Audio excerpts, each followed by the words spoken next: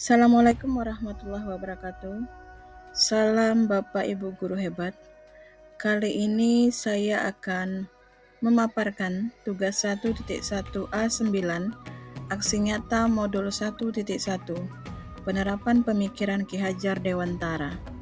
Sebelumnya, perkenalkan saya Marinda SSI, CGP Angkatan 9, Kabupaten Indragiri Hilir, Provinsi Riau. Baik Bapak Guru hebat senusantara, saya akan merefleksikan perasaan saya sebelum mengikuti pendidikan guru penggerak.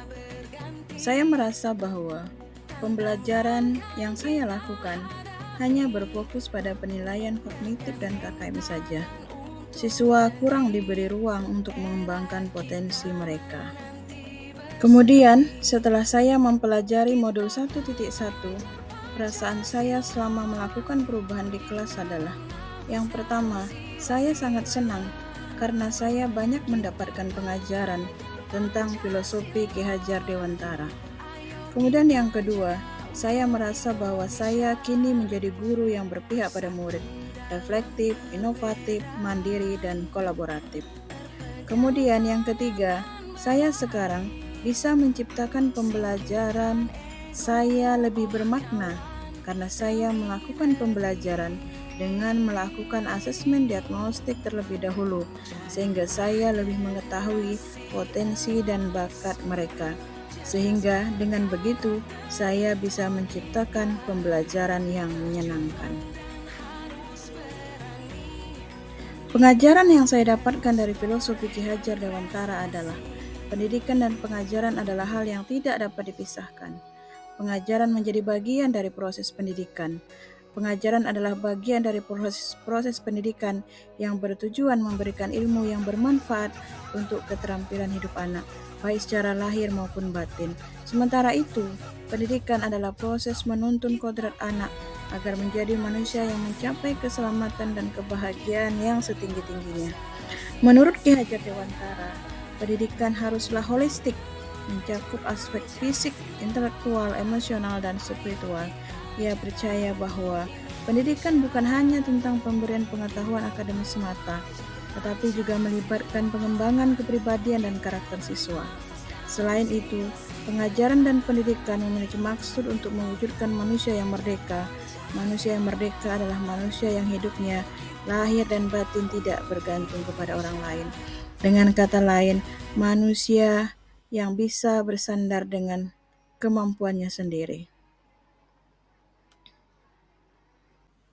Ide atau gagasan yang timbul selama proses perubahan. Yang pertama, saya memperbaiki model pembelajaran.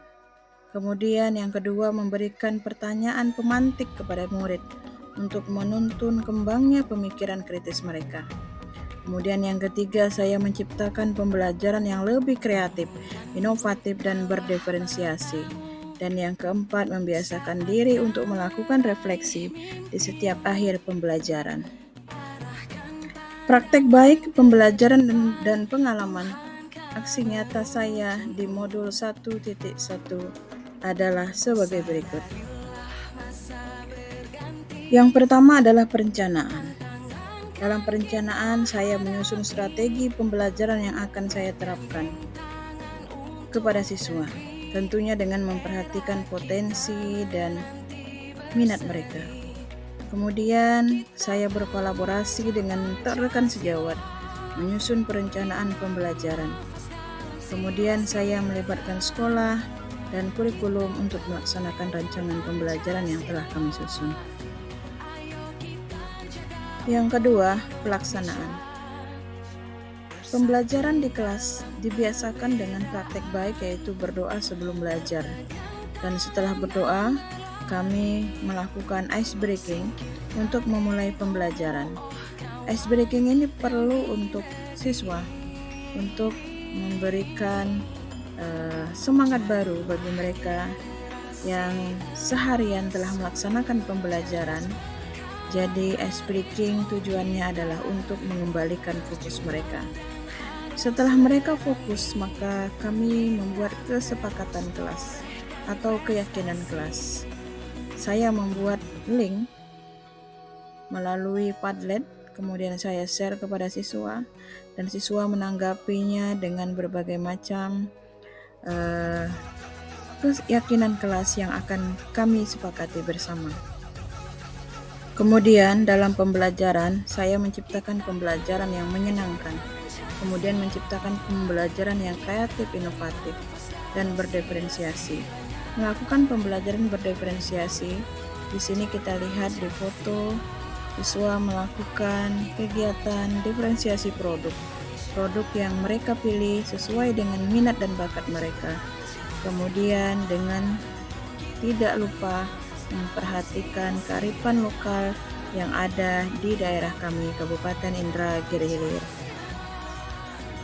Masih dalam pelaksanaan, saya menciptakan pembelajaran yang berpihak pada murid, kolaboratif, dan bernalar kritis. Kemudian, saya juga menciptakan pembelajaran yang memanfaatkan kearifan lokal yang ada di Kabupaten Indragiri Hilir.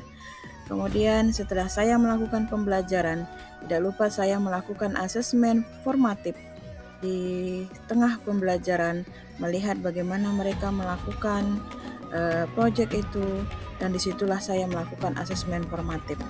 Kemudian terakhir, saya meminta salah satu siswa untuk merefleksikan hasil pembelajaran pada hari ini. Refleksi sangat penting dilakukan untuk mengetahui ketercapaian pembelajaran pada hari itu. Dan refleksi guru juga tidak lupa saya lakukan untuk mengetahui bahwa strategi pembelajaran yang sudah saya terapkan sudah berhasil untuk siswa di materi tersebut. Berikut ini adalah testimoni dari rekan sejawat dan beberapa siswa tentang pembelajaran yang sudah saya lakukan. Assalamualaikum warahmatullahi wabarakatuh. Saya Tujuh Rosdianti, rekan sejawat dari Ibu Marinda. Saya akan memberikan testimoni mengenai aksi nyata dari Ibu Marinda CGP Angkatan 9. Selama ini saya sering berdiskusi dengan Ibu Marinda, terutama semangat kita adalah mewujudkan perubahan dalam pendidikan. Nah, setelah beliau mengikuti pendidikan guru penggerak, saya melihat banyak sekali perubahan, lebih banyak perubahan yang beliau lakukan.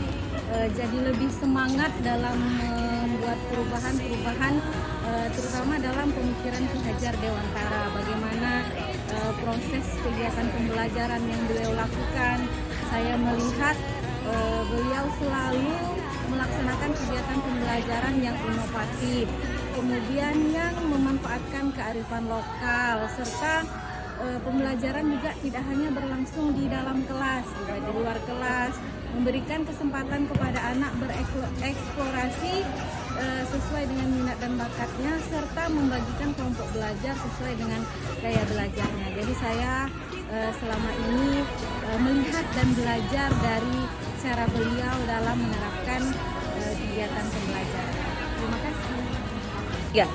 Assalamualaikum warahmatullahi wabarakatuh. Perkenalkan, nama saya Hendra Saputra dari kelas 10 kuliner. Di sini saya akan berbicara tentang testimoni pembelajaran dari Ibu Marinda.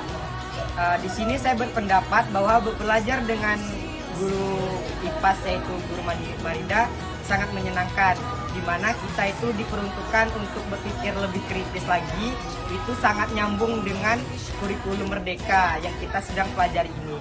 Nah, belajar dengan Ibu Marinda ini juga kami telah menjalani beberapa proyek, contohnya saja seperti membuat briket. Terus kami mengaplikasikan briket tadi dengan menjual beberapa produk hasil dari briket tadi. Nah, di situ juga kami diperuntukkan untuk membedakan apa bedanya dari briket dan juga arang biasa. Nah, di situ kami dites apakah mengetahui perbedaan dari kedua bahan tersebut. Di situ kami dapat membedakan bahwa briket itu memiliki ketahanan api yang lebih lama daripada arang biasa, dan juga memiliki asap yang lebih sedikit daripada arang tempurung atau arang kayu seperti biasa. Nah, dari briket tadi kami juga menjual beberapa produk yang biasanya dibakar. Di situ kami memiliki beberapa menu, contohnya saja seperti bakso bakar dan juga pisang penyet. Nah, di situ kami mengaplikasikan hasil dari briket tadi untuk dijual. Nah, hasilnya tadi dapat dijual dan juga dapat mendapatkan untung dari yang kami jual tadi. Nah, itu saja yang dapat saya sampaikan testimoni saya dari pembelajaran Ibu Marinda dan Ibu Marinda. Assalamualaikum warahmatullahi wabarakatuh. Selamat siang teman-teman semua.